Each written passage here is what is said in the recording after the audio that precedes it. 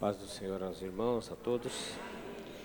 Abra sua Bíblia no primeiro livro de Samuel, no tema ou na divisa desta festividade, 25:32.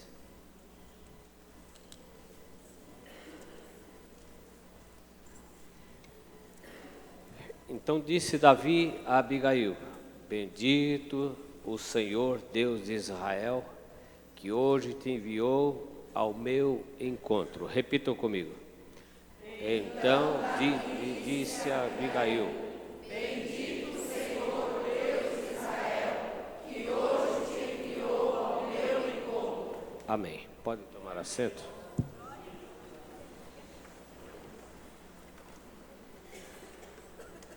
Esse tema escolhido traz uma história pouco comentada, pouco pregada e ensinada na igreja. Mas bendito seja Deus que nós temos a oportunidade nesta noite, num encontro de mulheres, festivo do nosso conjunto, do nosso círculo de oração, de passar por esta leitura que faz parte dos grandes temas da Bíblia que envolve mulher. No Antigo Testamento nós temos muitas personalidades femininas e algumas até sem nome, No Novo Testamento nós também temos outras personalidades que influenciaram no destino da igreja e ficou o seu exemplo escrito nas epístolas, nas cartas, como mulheres de Deus, como característica de mulher de Deus. No Antigo Testamento nós temos Débora, temos Ana, temos Sara. Mas o que é que a Bíblia disse de Sara? Sara ensinou as mais novas a ser obediente, a ser subjugada diante da ordem. Quando Agar não obedeceu a Sara, o anjo atravessou o seu caminho e disse: volta lá e se humilha debaixo da mão dela, ela é a senhora. Pronto. E para sobreviver, ela teve que obedecer e voltar. E por aí vai. Débora, a mulher que foi a mulher general, que liderou uma batalha, uma peleja tremenda contra os inimigos de Israel. Débora, a mulher juíza, se levantou na autoridade de Deus e venceu os inimigos. Ana, a mulher que venceu pela oração, ela perseguida pela sua rival Penina, que constantemente tirava uma da cara dela, colocava no perfil do Facebook da época, humilhava ela, zombava dela: eu tenho filho, você não tem, eu sou feliz, você não é. E isso jogava Ana muito para baixo. Ana, ao invés de partir para as vias de fato, ela foi pelas vias da oração, da humilhação, chegando às portas da depressão. O marido dela disse: por que está triste o teu coração? Por que não comes? E ela disse: eu tenho sofrido, tenho falado com Deus, mas eu não sou melhor do que 10 filhos. Ele sabia que era a falta de filho que entristecia Ana. Eu sou apaixonado por essa passagem, porque o exemplo dessa mulher criou o homem mais forte da história de Israel, que foi Samuel, profeta, sacerdote e juiz. Profeta, sacerdote e juiz na casa de Israel. E não foi só Samuel que nasceu do joelho de Ana. Nasceram os seus filhos também, mas Samuel é o exemplo de homem que falava diretamente com Deus. Ele falava e Deus trovejava. Ele falava e Deus respondia, a ponto do povo temer e dizer: não cesse, pastor, de orar a Deus por nós, não cesse de interceder por nós. Ele fala: tudo bem, eu vou orar, mas tira o que não presta da tua casa. Deixa o que não presta, o que não agrada a Deus de lado. Vamos descer na presença de Deus e os nossos inimigos serão enterrados, serão sucumbidos, porque Deus é grande. E assim acontecia na vida daquele homem por causa da sua mãe. mas levar Samuel para morar na igreja? Não está vendo que a igreja não dá futuro nenhum? Só tem quem não presta, quem não gosta de trabalhar. Olha o sacerdote, um pior do que o outro. Eli, os seus filhos são corruptos. Seu filho vai seguir essa carreira. Carreira de obreiro não dá futuro para ninguém, carreira de pastor não dá futuro para ninguém. E as conversas chegavam: não, senhor, eu conheço em quem tenho crido. Aleluia, eu dei uma palavra e o Senhor fez uma promessa, agora eu vou cuidar da minha promessa. Aleluia. E mudou a história da família e mudou a história de Israel. Dando a volta aqui, nós vamos chegar a Abigail. Mas que mulher é esta? Uma mulher crente, profeta, uma mulher que tinha umas características tremendas, digna de ser seguida, uma mulher atenta, uma mulher que observava tudo à sua volta. Apesar de rica, de poderosa no seu tempo, ela não se entregava à vaidade das coisas da sua época, mas ela estava atenta, conhecia tudo que acontecia no reino, à volta, as informações da sua época. E apesar do seu marido ser da geração de Caleb, era um grande tribuloso, um grande tropeço em Israel, um homem muito rico, fazendeiro, próspero, rico, aleluia. E onde entra Abigail? Entra no contexto do seu marido. Como é que pode uma casa ter dois mundos? Um mundo espiritual submetido à vontade de Deus e um mundo carnal, profano, zombador, que não entende, não quer se submeter à vontade de Deus e não entende, ou faz que não entende nada. Essa mulher aparece num cenário difícil, em que Davi estava no deserto de Parã, fugido de Saul. Se fôssemos comparar a patente de Davi nos dias de hoje, ele seria mais ou menos assim um tenente-coronel. Ele não seria o soldado raso, porque ele já tinha derrubado o gigante, já tinha matado 200 filisteus, quando a cota era de 100. Saul disse: quem me trouxer 100 filisteus mortos, eu vou dar minha filha de presente. Ele foi lá e levou 200. Então ele superava todas as metas, era flecheiro, era bom de estratégia, Deus era com ele, a unção de Deus era na vida dele, ele dominava, ele tinha esquadrões à disposição dele, na liderança dele, e ele cresceu. Apesar de crescer, passou a ser perseguido pelo seu pastor. Seu pastor olhou nele e viu um homem que ameaçava o seu reino. Ao invés de ver nele um homem que poderia ser uma bênção para o reino, como era, porque ele já tinha derrubado o gigante, já tinha vencido o obstáculo, já tinha livrado Israel de uma derrota fulminante e vergonhosa diante de Golias, o pastor de Israel resolveu persegui-lo. E toda vez que ele encurralava Davi, aleluia, Davi saía do outro lado vencedor. Amém? Para o crente espiritual, não tem luta, não tem provas. Você pode ir para o deserto, mas Deus está contigo no deserto. Pode entrar na fornalha, mas Deus entra contigo na fornalha. Deus não permitiu, não prometeu para nós uma boa vida. Olha, meu servo, se você andar na minha presença, eu vou te colocar para morar no Alphaville, eu vou te colocar com motorista particular, eu vou te colocar cheio de segurança do seu lado. Fique em paz, que nem o mal te tocará, nem praga alguma chegará. É fácil, assim é fácil. Mas Deus dizia assim: eu estou contigo na água, no fogo, no vento, na tempestade, aleluia. Eles não te submergirão, aleluia. Você não precisa ser rico para provar que Deus é na sua vida. Você precisa ter riquezas espirituais acumuladas lá em cima, que é muito mais proveitosa do que as carnais que nós amontoamos aqui e deixamos para os outros brigar. Aleluia. Aleluia. Davi, perseguido, estava no deserto e não reclamava de Deus. Ele ia para a presença de Deus. Tinha um temor tremendo de tocar em Saul. E ele está no deserto de Parã, quando a situação aperta. Ele e seus homens, o seu exército que o seguia, são colocados à prova. E Davi falou: quem é os nossos vizinhos aqui? Quem são os nossos vizinhos aqui? Tem um homem rico aí, poderoso, fazendeiro, chamado Nabal.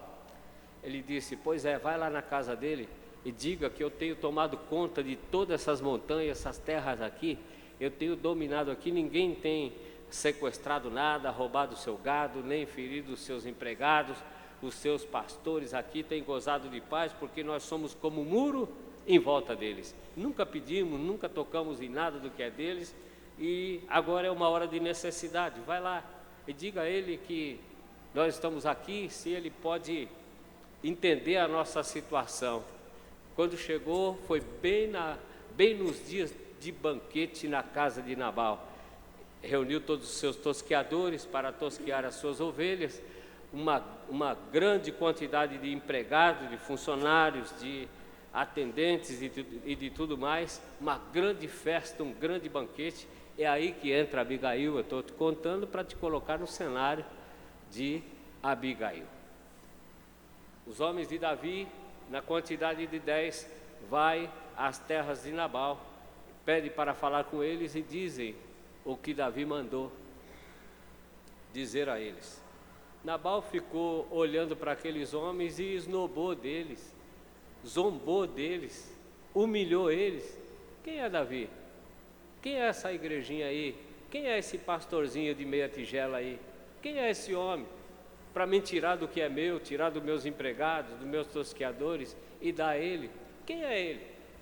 Está cheio de andarilho por essas terras aqui, está cheio de gente dizendo que é crente, que diz que é profeta, que diz que é pastor, que diz que é isso, que é aquilo. Quem é ele? Está pensando o quê? Está falando com quem? Você acha que eu vou tirar do que eu tenho para dar alguma coisa a ele? Você acha que eu vou tirar do que eu tenho para dar alguma coisa a esses andarilhos desocupados que não tem o que fazer? Os homens abaixam a cabeça e volta a Davi falar a coisa lá, não deu. Não deu? Não. Além de não dar nada, esse miserável ainda zombou da gente, chamou a gente de desocupado, chamou a gente de andarilho, insinuou que nós somos fugitivos do nosso Senhor, que nós não temos ele nem beira, nós somos um pedinte qualquer. Davi disse, é mesmo. E naquele tempo era bem pior do que hoje. Hoje não, as pessoas falam o que quer, fica em pé. Naquele tempo, se falasse o que quer, o que vem na língua, morria. Era a lei da espada, era a lei da foice mesmo, cortado a fio da espada, não tinha como, era tudo na guerra, no pé da letra. Hoje não, hoje as pessoas falam o que quer, zomba da gente, zomba da irmã, zomba do círculo de oração, zomba de tudo, zomba dos cantores da igreja, até parece que Deus não está vendo. Não, senhor, não é bem assim. Deus é o dono da casa, Deus é o dono da casa, aleluia. Quero abrir uma janela aqui. Moisés, em Deuteronômio capítulo 1 em diante, Deuteronômio é o livro da prestação de contas de Moisés, quando ele chega na entrada de Canaã, antes de atravessar o rio, no 39º ano, entrando para os 40 anos de deserto, Moisés reúne o povo. Está vendo toda essa multidão?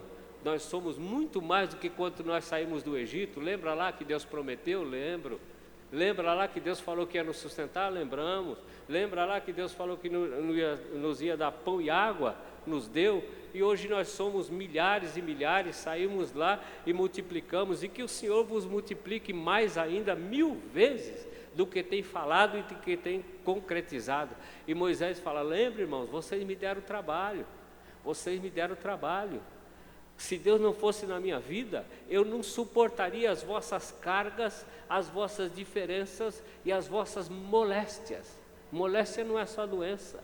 Moléstia é o ego aguçado, é a soberba, é o mau caratismo, é a dupla personalidade, é a duas caras, é tudo que você quiser pôr de ruim, é encarado lá como moléstia. Se Deus está falando que Ele vai fazer, é porque vai fazer.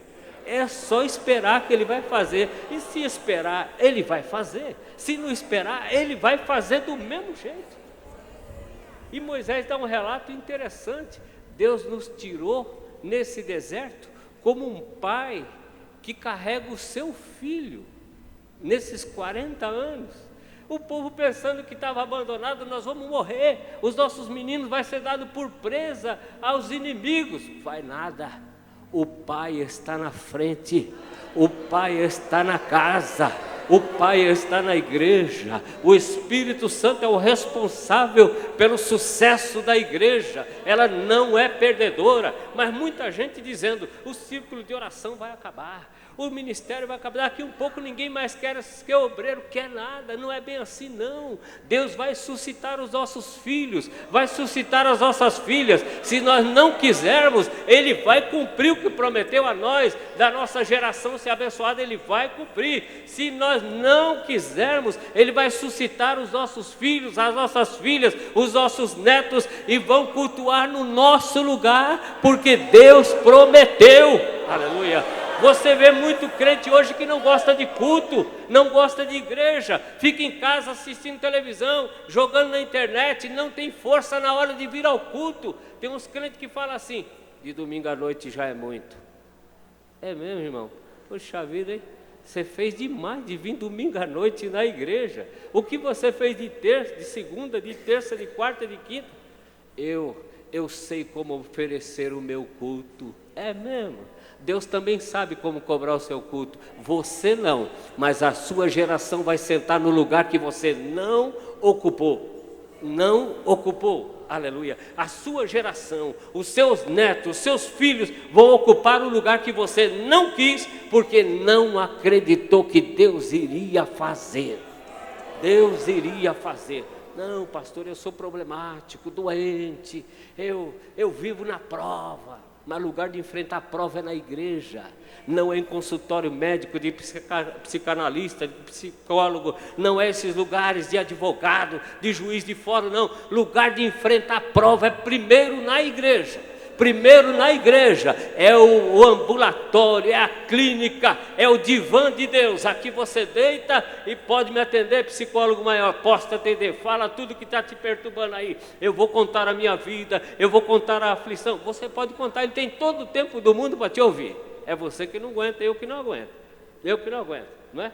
Mas você pode abrir o coração, que ele tem todo o tempo, sem pressa, ninguém vai te atropelar. Às vezes as pessoas são tão complicadas para conversar que a gente precisa pôr fim na conversa, não é isso? Então eu tenho que pautar minha pauta dizendo assim: olha, eu vou atender isso aqui em 15 minutos. Em 15 minutos encerra a minha reunião, porque eu tenho outro para atender. Eu vou atender em meia hora. Esse trabalho é para 1 hora. Nós somos carnais, somos assim. O nosso horário de trabalho é assim também, medido. Eu vi uma situação na Itália que as pessoas trabalham na hora. Você estiver no restaurante 1h da tarde, restaurante 1h30 da tarde, e venceu a hora, ele sai apagando a luz. Vai embora que eu não posso pagar hora extra para os empregados. Vai embora. Não interessa se você comeu ou não comeu. Incrível, né? Incrível. Mas por que o senhor está falando isso? Estou falando isso para dizer que Deus não é assim, Ele tem todo o tempo para te ouvir. Todo o tempo. Elias foi para a beira do rio, Deus estava vendo. Foi debaixo do zimbro, Ele estava ouvindo. Ele foi para a caverna, Deus tinha todo o tempo. Todo o tempo. O problema é que nós queremos inverter a hora, nós queremos no nosso tempo. Bom, primeiro eu assisto televisão, primeiro eu jogo na internet, primeiro eu respondo todos os meus Facebook, contato e tudo mais. Depois, se sobrar um tempo, eu vou para a oração. Aí não vai entender. E Nabal era esse tipo de coisa, que tudo à sua volta, ele não se envolvia. O que interessa é meu dinheiro, é meu ganho, ninguém vai pagar o que eu tenho. Se eu não trabalhar, ninguém dá. Ele esqueceu que era Deus que abençoava. Se Deus não abençoar, você pode trabalhar 24 horas por dia. Pode correr atrás da sexta-feira negra para comprar uma promoção. A partir da meia-noite foi um estardalhaço. E muitas lojas para pegar desconto não mexe, não altera nada. Compra com desconto aqui, perde lá na frente. Compra com desconto aqui, perde lá na frente quando nós fazemos fora do plano de Deus. Mas quando nós estamos na vontade de Deus, tudo dá certo. Tudo dá certo. O senhor não gosta de desconto, pastor? Claro que gosta. Eu achei uma passagem aérea ontem por R$200, estava R$800. Na hora, eu escrevi para todos os pastores do Brasil: vai lá e compra. Para a escola bíblica do ano que vem, compra lá, meu irmão. Depois você não vai dizer que não achou, que está tudo difícil, passou na nossa frente, você não viu? Corre lá e compra. Depois vai explodir, principalmente carnaval, que é caro, vai lá e compra. Então, atento é uma coisa. Davi fala assim, olha, o negócio é o seguinte, a sentença é essa, vou passar a espada na casa de todo mundo, na casa de Baal, na casa de Nabal, não vai parar ninguém em pé, desde o menino até o mais velho, até cachorro e gato vai morrer. Pronto, passar a espada em todo mundo, nesses miseráveis, para ele saber que eu sou servo de Deus, que eu não sou qualquer um não. O servo, é bom ter irmão que ajuda, irmão, não é?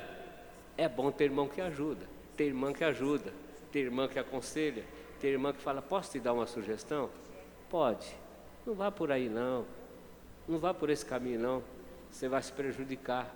Vamos para a oração, não vá para a crítica não, não vá para a retaliação não, você vai se prejudicar, é só prejuízo. Vamos para a oração, vou te ajudar, eu vou te ajudar. Aquele rapaz, servo de Nabal e de Abigail, de manhã chegou para ela, de manhã, quando os homens foram embora, chegou para ela e disse, minha senhora, teve uns homens de Davi aqui, e aconteceu assim, assim, assim, assim. Esses homens têm sido bons com a gente, esses homens têm nos guardado no deserto, têm servido de muro no deserto, nada nos aconteceu no deserto, nunca eles nos espoliaram, nunca tiraram proveito da gente, nunca tomaram nada que era nosso, muito pelo contrário, nos serviram, nos ajudaram, nos apoiaram e nos ampararam. E eles mandaram pelo chefe deles aqui um pedido ao Senhor, e o nosso amo respondeu com os 2 pés, respondeu no coice.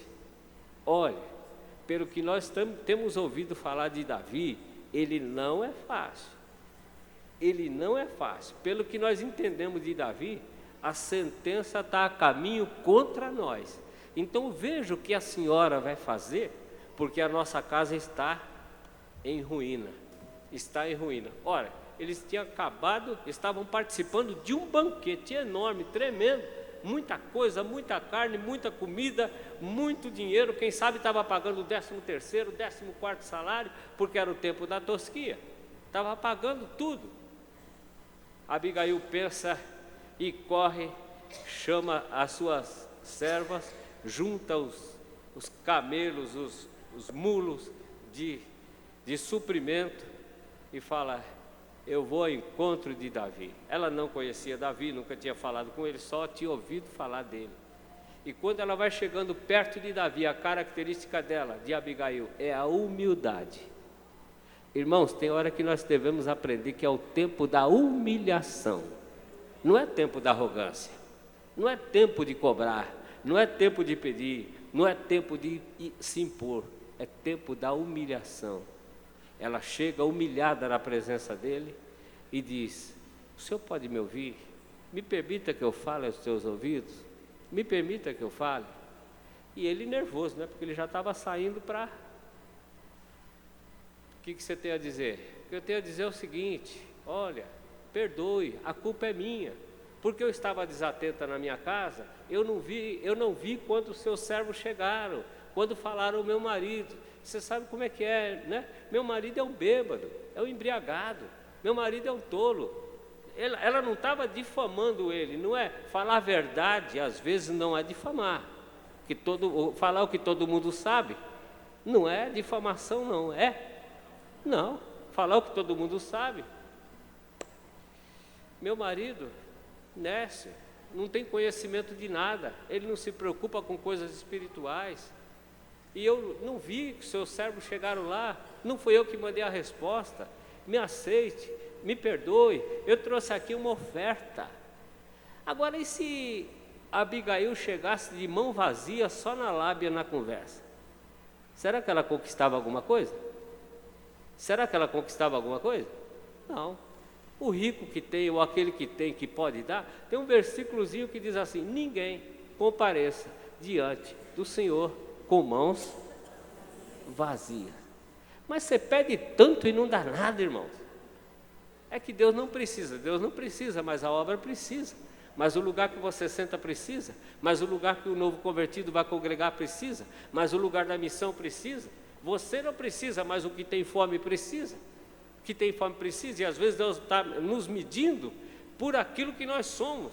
Se nós somos desprendidos das coisas materiais, ou se nós estamos presos às coisas materiais, o apego ao financeiro, às coisas materiais. Não me fale disso, pastor. Na finança eu não entro em questão, a Bíblia é controversa, eu não entro em questão financeira, é mesmo. Então risca a questão financeira da sua agenda. Qualquer problema, não envolva Deus nesse assunto. Não envolva Deus. Quando a parte for finança, não envolva Deus. Não ore para Deus prosperar, não ore para Deus multiplicar, não ore para Deus abençoar, porque tudo isso é financeiro, sim ou não? Sim. Tudo isso é financeiro. Senhor, multiplica o resultado das minhas mãos, seja o trabalhar das minhas mãos abençoado. Aleluia. Ela vai lá e entrega a oferta, aceita a oferta. Davi disse: olha, se você não tivesse se levantado e vindo ao nosso encontro aqui, até amanhã não tinha ninguém vivo lá na tua casa, viu? Não tinha ninguém. Aí ela começa a dizer do conhecimento teológico que ela tem, das coisas de Israel e da própria vida de Davi. Ela começa a profetizar. Irmãos, ser profeta nem sempre é aquela pessoa que tem o dom de profetizar, nem sempre. Nem sempre. A pessoa que está sempre na igreja, que tem a palavra de Deus no coração, o próprio aconselhamento dele já é uma palavra profética na vida do seu irmão. Fui numa inauguração esses dias e eu vi uma situação inusitada. A igreja começou na casa do meu irmão 60 anos atrás. Começou lá o salãozinho foi crescendo e passou por muita prova, muita perseguição com vizinhança, era apedrejado, muita encrenca, e a igreja era formadora de crente mesmo, mas todo mundo que entrava, saía e ia embora para outra igreja, entrava, saía e ia embora para outra igreja, convertia, não ficava, porque o espaço era pequeno, a igreja não tinha uma aparência boa, o lugar difícil de aluguel, salão ruim, difícil de acomodação, mas os irmãos da fé ali mesmo, que não largava por nada, estavam ali. E eu fui na inauguração que, depois de uma prova grande com essa igreja, ampliou, tornou-se grande a igreja, agora é a inauguração. Aí o pastor me disse: olha, pastor, a irmã que começou o trabalho na casa dela está aqui, e ela vai dar um testemunho. A irmã tem quase 88 anos, ela está aqui, e ela quer tirar uma foto com o senhor. É mesmo?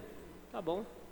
Aí chamaram a irmãzinha, ela veio toda humildezinha, quase sem condição de falar, subiu no púlpito, olhou para a igreja: Jesus é bom, não é, igreja? É bom, amém. Jesus vai voltar, não vai, igreja? Amém. Deus abençoe. Foi isso, sentou. Quer maior que testemunho do que esse, irmão? Quer maior testemunho do que esse? Aí quando terminou o culto, do lado dela, eu vi a liderança daquela serva de Deus, humilde, mas uma liderança tremenda. Netos, filhos e netos, cada homem de mais de 50 anos de idade, debaixo das suas asas. E netos: pastor, aqui está a minha família, pastor. Aí ela perguntou: o senhor é o pastor Elias? Sou o pastor Elias. O senhor é o presidente de Perus? Sou o presidente de Perus, por misericórdia. Todo dia, pastor, eu oro pelo senhor. Meu Deus, eu chorei na hora. Às vezes a gente quer dar uma de super-homem. Não sou eu fazendo, sou eu conquistando, que sou eu nada. Se não tiver um pelotão de gente atrás te empurrando, irmãos, se não tiver gente atrás de oração atrás, aleluia, Senhor, aleluia, abençoa teu filho, a tua filha, gente que ora por você, que você nem sabe, nem tem ideia, nem sabe o nome, está orando por você, aleluia, está colocando o seu nome, aleluia, aos pés do Pai. Usa de misericórdia dele. Gente que às vezes você nunca pegou na mão, como eu não tinha pego na mão, né, irmão? Meu Deus, sem linguagem, sem fala, Deus falou no meu coração: eu tenho os meus ou não? Esses dias o conjunto falando de uma guerra, eu chorei na hora aqui. Aí veio a frasezinha do hino: eu estou mandando para essa guerra reforço. Eu estou mandando reforço. Reforço não é artilharia de arma, não é pessoas boas de conversa, de língua afiada para ofender, para brigar, para pôr gente para fora no grito. Não, reforço de joelho, reforço de comunhão, reforço de gratidão, reforço de servir a Deus. Aleluia. Essa mulher atravessa e entra num cenário difícil e complicado, no olho do furacão, no momento trágico da sua vida, que ali seria decidido de toda a sua casa, dos seus filhos, de tudo que tinha. Aleluia. Ela entra e ela profetiza, porque ela era atenta, ela era decidida, ela foi, não ficou esperando. Às vezes a pessoa fica em casa, estou desanimado. Lugar de curar desânimo é na igreja, não é na academia não, viu, irmãos? Às vezes você vai no médico, o médico pergunta assim: faz academia? Não, é que ele não conhece o crente, né? Se ele fosse espiritual, vai na igreja? Não, então vá para a igreja, porque você não toma vergonha. Vá para a igreja, já vai para a igreja, já é uma atividade. Pronto, você já vai ter que andar para chegar na igreja. Não dá para abrir a porta e cair dentro da igreja. Vai para a igreja? Não, mas para o ímpio ele fala assim: você faz alguma coisa? Não, como é que é a palavra que ele faz? Se você é sedentário. Você é sedentário? Eu sou sedentário, eu quase que não ando, quase que fico em casa só comendo e bebendo, assistindo novela. Vai procurar o que fazer, faz caminhada. Eu vejo as pessoas fazendo caminhada e pela saúde é interessante fazer caminhada, não é? Interessante, a gente só come, não queima gordura. Aí você pega um trecho aqui, sai daqui, vai até a ponte, dá a volta do outro lado, coloca uma garrafinha de água do lado e tal, coloca uma camiseta bem fresca, coloca uma bermuda, que nesses dias eu vi um irmão, um bermudão caprichado, não vem num dia na oração, só chega atrasado no culto, aos empurrão, mas o médico manda fazer caminhada, ele vai, aqui está cura, meu irmão, aqui está cura, o médico dos médicos está aqui, e a consulta única você passa com todos os especialistas. Eu quero psicólogo, está aqui. Eu quero do coração, está aqui. Eu quero dos rins, está aqui. Eu quero da mente, está aqui. Eu quero do ânimo, está aqui. Aleluia. O médico não sabe, ele não sabe como receitar crente. Ele não sabe. Aliás, ele entra em parafuso quando consulta o crente. Ele já vai logo olhando, e ele vai escrevendo, fazendo umas fórmulas no papel assim, e ele está perguntando: você fuma? Não. Você bebe? Não. Tem rejeição a algum medicamento? Não. Tem alergia? Não. Você bebe? Não. Nada? Nada. Só água, refrigerante. Dorme tarde? Também não. Você é o quê, hein? Você é o quê? Sou crente. Só falta o médico falar assim: você está melhor que eu. Você está melhor que eu. Vou te receitar o quê? Mas o crente também fica doente. A carne precisa, não é? Mas estou falando o dualismo do mundo espiritual, a comparação do carnal com o espiritual. Então, quando você cuida do templo, vocês não têm noção como esse culto vai fazer bem para a nossa vida hoje. Você vai sair daqui como se você tivesse andado 10 quilômetros. Não é na canseira, não. É na motivação. Na motivação vai lá dentro da caixa preta do seu espírito, lá dentro, na divisão das juntas e medulas. E você vai dizer: Deus falou comigo, Deus me ajudou, Deus me animou, Deus está no controle. Eu senti Deus falando comigo. Aleluia. Não é do jeito dos outros, é do jeito que Deus orienta. Aleluia. Ela vai. Ela é decidida, ela é humilde, ela pede perdão, ela é espiritual, ela vê o mundo espiritual. E ela fala: Senhor, 28, perdoa, pois, a tua serva esta transgressão. Ela chama a transgressão do marido para ela. Porque certamente fará o Senhor casa firme a meu Senhor, porque o meu Senhor guerreia as guerras do Senhor. Ela não está falando de guerra de espada, não, está falando de guerra santa, de peleja espiritual. O círculo de oração vive em constante guerra. Guerra contra o pecado, guerra contra o mundanismo, guerra contra a carnalidade, guerra contra a frieza. É as guerras do Senhor. Aleluia. Se não tivesse o trabalho da igreja, de oração na igreja, a igreja já teria fechado. Aleluia. Por quê? Os cultos sociais não levam a lugar nenhum, mas os cultos de oração, que você desce lá no porão da alma e fala com Deus, esse levanta a igreja, esse anima a igreja, esse traz ânimo, traz conversão, aleluia, traz renovação, traz batismo com o Espírito Santo, inspira a palavra na boca do pregador, inspira o pastor na direção, o ministério, coloca todos na mesma visão, aleluia, porque a guerra, ela é travada, as guerras do Senhor, aleluia. Guerrei as guerras do Senhor e não se tem achado em ti, mal em ti, todos os dias. Pode procurar na vida de um crente de oração, de uma crente de oração, se tem mau testemunho na sua vida. Não, Senhor. Se errar, Deus levanta, pede perdão e Deus levanta.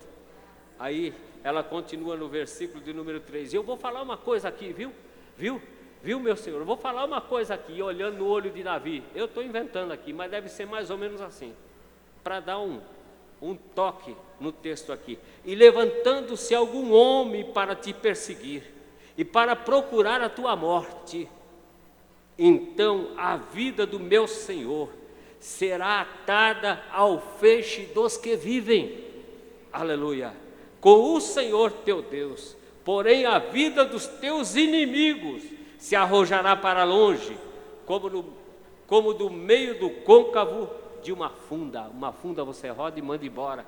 Assim são os inimigos de Deus, mas aqueles que servem a Deus estão com aqueles que vivem, aleluia. Já percebeu que todo dia há uma paz entre nós? Há uma paz entre nós. E Davi, quando mandou a casa de Nabal, ele mandou 3 saudações de paz. Ele falou assim: olha, que o Senhor tenha paz, que tenha paz a tua casa e que tenha paz todos os teus. Mandou uma saudação de crente, mas foi mal interpretado e mal recebido.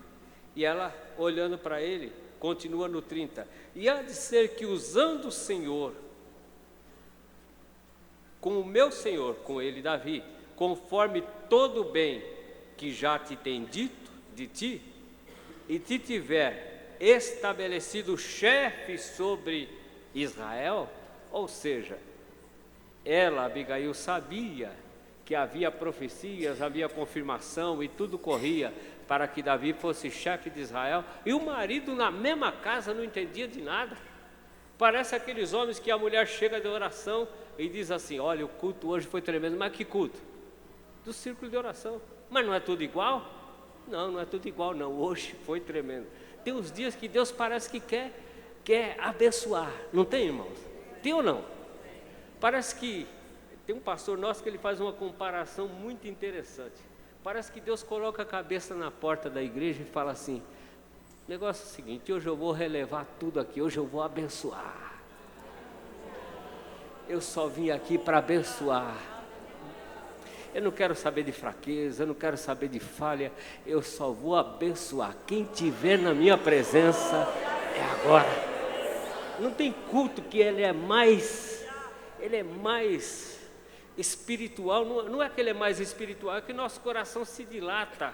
Nós vemos todo o bem do Senhor à nossa disposição. Apesar que todo culto nós devemos fazer de tudo para que o nosso coração se abra e entenda que é uma reunião espiritual e que nós sejamos abençoados.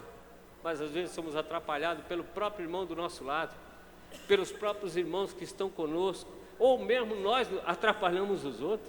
A gente não pode falar só dos outros como se nós fôssemos os melhores, não é? Não é assim. Nós somos humanos, sujeitos à fraqueza, sujeitos a falha. Não é todo dia que você está com a disposição alta, não é todo dia, aleluia, que seu ânimo está elevado. Somos assim, mas tem dia que Deus quer abençoar. Aí chega para o marido e diz: círculo de oração é aquelas irmãs que não tem o que fazer. Não tem o que fazer? Não tem o que fazer, seu Nabal? Não tem o que fazer? Sua casa só está em pé por causa da mulher que ora. Só está em pé porque a sua mulher resolveu, aleluia, que se ela dedicar um tempo à oração, aleluia, o peso da carga em casa flui melhor. Se ela dedicar parte ao ministério do círculo de oração, o peso da família flui melhor do que encarar de frente. Encarar de frente só vai ser choro e ranger de dente. Não vai para lugar nenhum. Mas se abraçar a obra, Deus guerreia, Deus luta, Deus peleja, aleluia, por aqueles que estão. E ele não entende do jeito que a mulher entendia. A mulher tinha uma formação teológica, um conhecimento espiritual tremendo. E o marido na mesma casa não entendia de nada, ou fazia que não entendia, porque era duro de coração. Era duro de coração. E ela disse a ele: então, meu senhor, não te será por tropeço, nem por pesar no coração o sangue que sem causa derramaste, nem tampouco o haver se salvado meu senhor a si mesmo. Interessante que essa interpretação aqui, ela está dizendo do peso de Davi em passar a espada e matar. Isso vai atrapalhar o seu reinado, vai atrapalhar a escolha de Deus na sua vida. Olha por outro lado, se o Senhor usar de misericórdia com a gente, Deus vai colocar isso na balança quando for te eleger rei, quando for te fazer assentar no trono, porque eleito ele já era, aleluia. Deus vai levar em conta, isso não vai ser um tropeço na sua vida. Davi fala: tá aí, gostei, porque conversar com crente é coisa boa, não é, irmãos? Coisa boa. Não se fala em macumba, não se fala em vela, não se fala em mandinga, a conversa dos ímpios: ó, será que fizeram alguma coisa contra mim? Será? Ó, não toma essa água, que eu acho que esse negócio aí está batizado. Não faz isso, não come esse bolo, não faz isso. Eles têm medo deles mesmo, das amizades deles mesmo. Agora, entre nós, crente não. Um crente vai fazer macumba de oração com outro crente? Não vai. E se fazer, não pega. Contra Israel não vale encantamento, e contra Jacó não vale adivinhação. Enquanto os nossos inimigos estão tramando mal contra nós, Deus vem demolindo todo o mal e nos fazendo bem, nos sustentando, aleluia, nos sustentando. Eu estou há 6 meses batendo numa porta, 1 ano batendo numa porta e sozinho numa guerra. Não conto isso para mérito meu de jeito nenhum. Busquei várias lideranças de São Paulo: vamos comigo, pastor, a gente vai, mas não ia. Vamos comigo, a gente vai, mas não ia. E os documentos travado, e Deus falando: a coisa é você. Eu não chamei os outros, eu chamei você. Falei: mas Deus, é pesado, eu não tenho nome,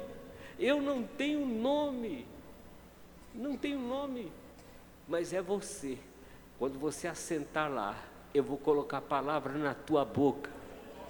Meu Deus, aí eu insisti com outras pessoas, fui atrás de pessoas grandes do meio, e eles falaram: tá bom, vamos fazer, mas não se moveram. Aí chegou uma hora que Deus disse: agora eu vou fazer, mas é por tua causa e pelo meu povo, por tua causa. Esse mérito não é de ninguém, eu não quero o nome de ninguém aqui. Aí eu vi a resposta de oração. Aleluia. A coisa percorreu São Paulo, que esses dias nós recebemos homens grandes do Tribunal de Justiça aqui. Inclusive descobri pastores do Tribunal de Justiça, desembargadores, homens grandes, vieram ver quem era Perus. Aí eu trouxe aqui, mostrei a igreja vazia durante o dia. Eu disse: vamos fazer uma oração para o senhor ir embora? Ele disse: ora, pastor. Eu falei: não, eu quero que o senhor ore. O senhor ore. O senhor não é pastor? Ore. E quando aquele homem começou a orar, o Espírito de Deus o tomou. O Espírito de Deus o tomou. Irmãos, se nós ficarmos na fiação, até quem não é batizado vai começar a falar em língua estranha aqui em nosso meio.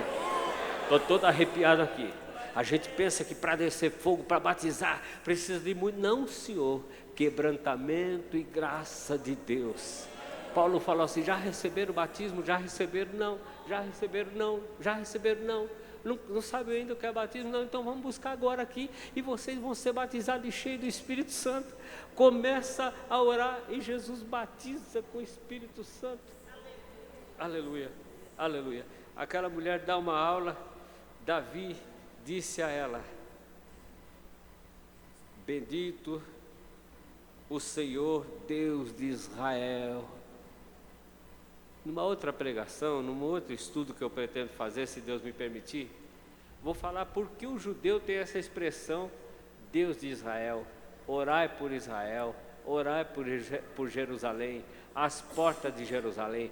Você não vê um judeu falando mal de Israel. Você não vê um judeu falando mal de Jerusalém. Você não vê em todos os salmos alguém falando mal. Diz assim: prosperarão aqueles que te amam. Nos dias de hoje é mais ou menos assim, ou é só assim. Eu amo a minha igreja, eu amo o meu povo. Deus, tire da minha boca o cântico se sair alguma palavra contra o meu povo, contra a minha casa. Sustenta as portas da minha igreja para que nela não entre a vaidade, não entre a promiscuidade, não entre o pecado. Sustenta os muros da minha igreja, o que protege a minha igreja, para que nela haja verdade, haja santidade. Senhor, prosperarão aqueles que amam a tua igreja, a casa que nós congregamos. O nacionalismo do judeu é tão forte que ele entrega a vida por Israel. Nos dias de hoje não é diferente. O crente tem que dar a vida por sua igreja. Não, pastor, se não der aqui eu vou para lá. Não adianta ir, a presença de Deus não vai. A presença de Deus não vai. Algumas pessoas me procuram: pastor, eu preciso ir embora, para mim melhorar. Ué, melhorar por quê? Tem algum impedimento? Não, mas aqui as pessoas me tratam com diferença. Não, senhor. O problema está no conserto. Entra pelo conserto que Deus vai te abençoar. Esquece os outros. Entra pelo conserto, aqui é o teu lugar, não abra mão do teu lugar. Aleluia. Aquela mulher recebe uma bênção pela confirmação de Davi. Bendito seja o Deus de Israel, que hoje te enviou ao meu encontro. E bendito o teu conselho. Tem gente que não pode dar conselho não, viu, irmãos? É melhor ficar quieto, não é? Você conhece alguém assim ou não? Você conhece alguém assim ou não? Eu vou provar que você conhece. Tem gente que não serve para dar conselho nem para doente. Ao invés dele animar o doente, ele derruba o doente. Ele chega para visitar o doente, não disse nada, mas só...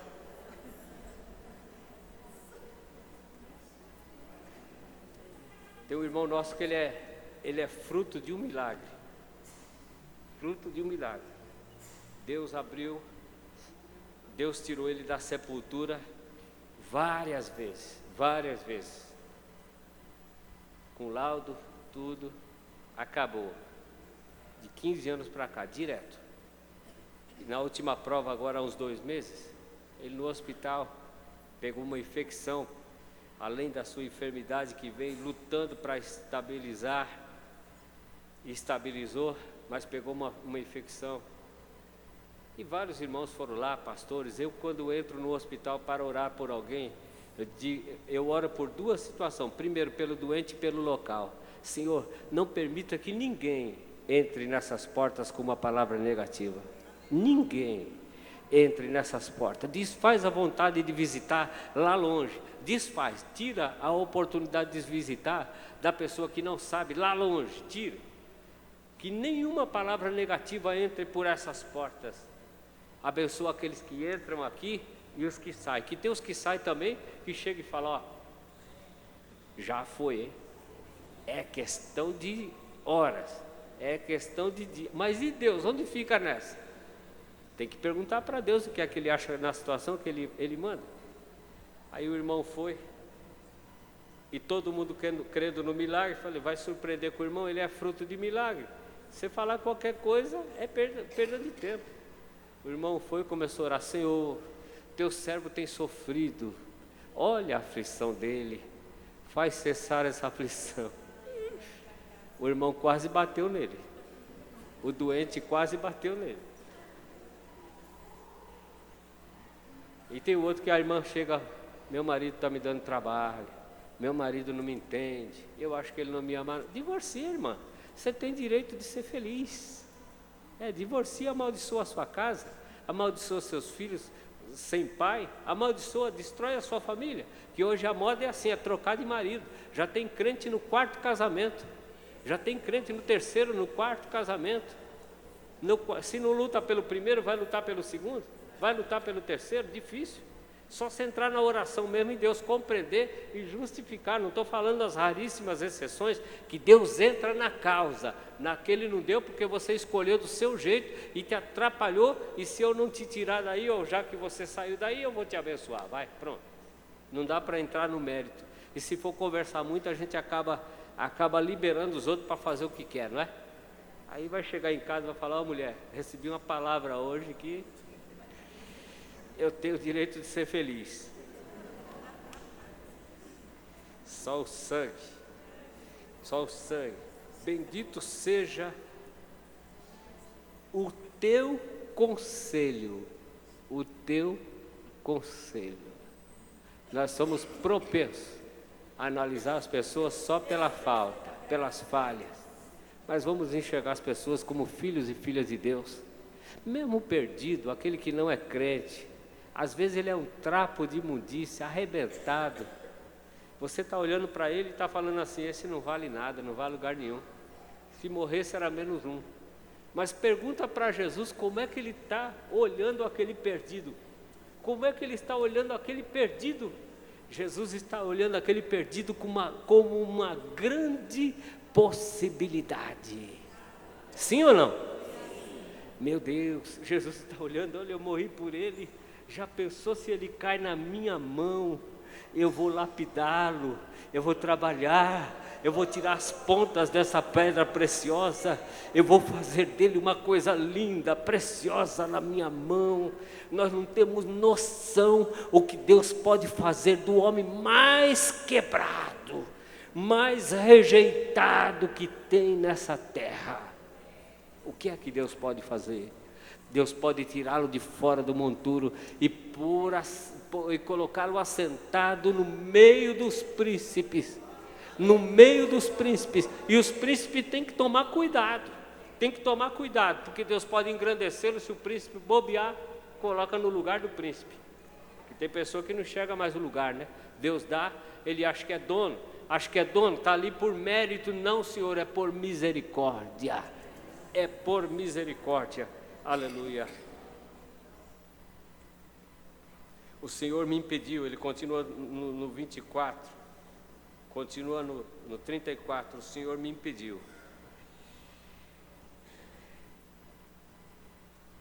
Davi recebeu a oferta de Abigail. Eu lembro minha mãe, e a família bem pobre, como era normal, né? Normal. Mas minha mãe, ela separava e às vezes, bem lá atrás, não era o dinheiro que mandava. O que mandava era o produto, era a galinha, eram os ovos, era a doação em material, não era em espécie de dinheiro, né? Ela separava e levava na assistência, culto da assistência. Eu vou no culto, antigamente tinha o culto da assistência social. Todas as irmãs apareciam, cada uma com uma sacolinha, e entregava a sua oferta da assistência. Não era dízimo e não era oferta, não, de oferta de salva, era da assistência. Mas por que, mãe, que a senhora tem que levar? Porque Deus vai abençoar. E ela falava umas coisas malucas para mim que a lógica não explica. Minha casa tinha 10 pessoas, 3 mais velhos, acima de 20, 2 do meio, abaixo de 20, e 2 na ponta do grupo menor das crianças, que eu era o penúltimo. E homem come, viu, irmãos? Homem come, era cada bengala de pão desse tamanho assim. Minha mãe administrava com sabedoria o saláriozinho do meu pai, só que nunca faltou o que comer. Ela dizia: sabe, quando eu levo para a igreja, não estou fazendo merchan de igreja não, olha lá na Bíblia, vai para a Bíblia, sou ruim de propaganda. Quando eu levo para a igreja, Deus multiplica. Você sabia que o meu botijão de gás está 90 dias? Mas 90 dias não acabou? Não acabou. 90 dias. E eu ainda nem balancei ele. Se eu balançar, vai mais um pouco. Era a mão de Deus. Mas hoje, como nós temos dinheiro, o bujão acaba em 20 dias, a gente troca, chama o gás, entrega gás aí. Chama o gás na porta, ele ainda coloca lá, você não está vendo a bênção de Deus em nada. Tem muito dinheiro para colocar, tem dinheiro e tal, e vai. Mas quando você está na bênção de Deus, na fiação, o pouquinho de Deus, você está enxergando a gota de Deus pingar no pé da sua vinha. Eu fui numa vinha na Bahia agora, num trabalho evangelístico, passei 4 dias lá, e eu fui numa vinha, cacho de uva desse tamanho, de Canaã. Quem duvidar, eu tenho a foto, desse tamanho. O irmão até brincou comigo, é uma fanta-uva de 2 litros, a uva, o cacho, uma fanta-uva de 2 litros. Aí eu olhei naquela vinha tremenda, num lugar que não chove, mas eles buscam água a 5 quilômetros do São Francisco, e traz uma gotinha de água para cada pé, pique, pique, pique, e ela cresce.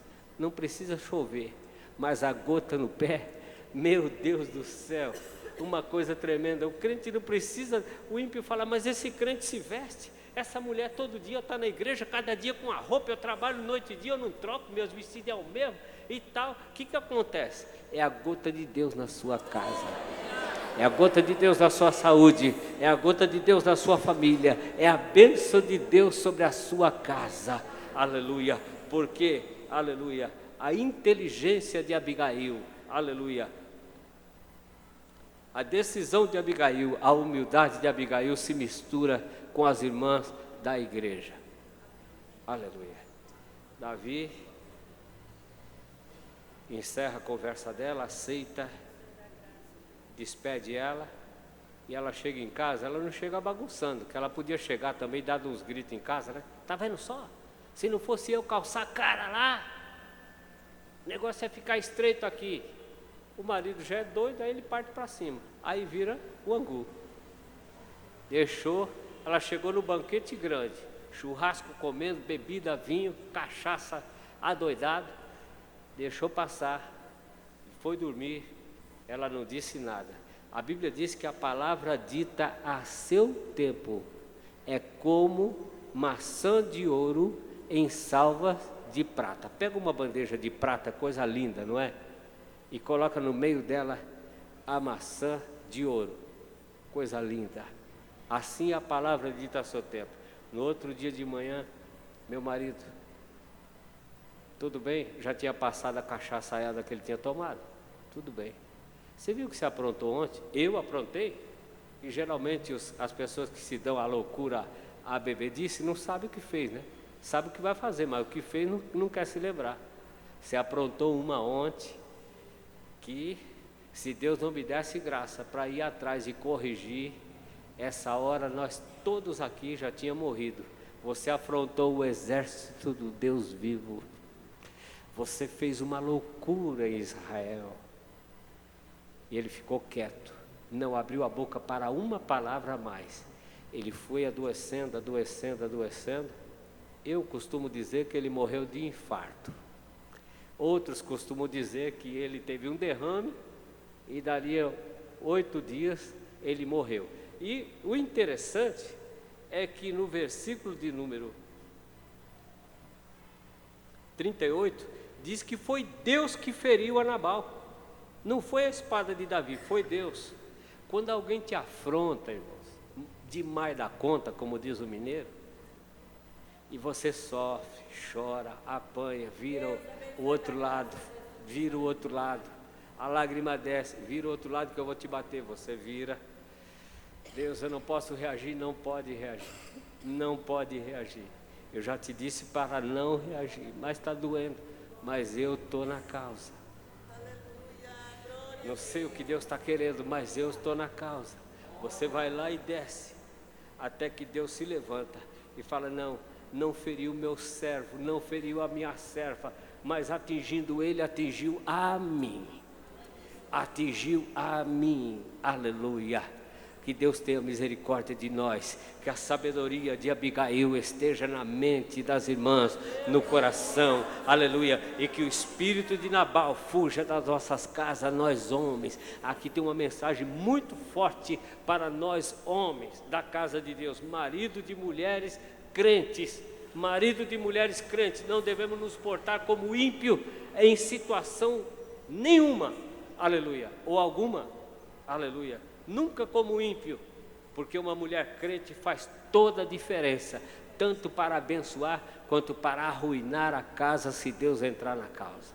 Amém? Amém. Que Deus abençoe, em nome de Jesus. Medite depois nesse texto, você vai ver o único versículo, capítulo, dedicado a Abigail e Nabal. Essa mulher profetizou que Davi seria o rei de Israel e que o Senhor faria do seu reino casa firme em Israel.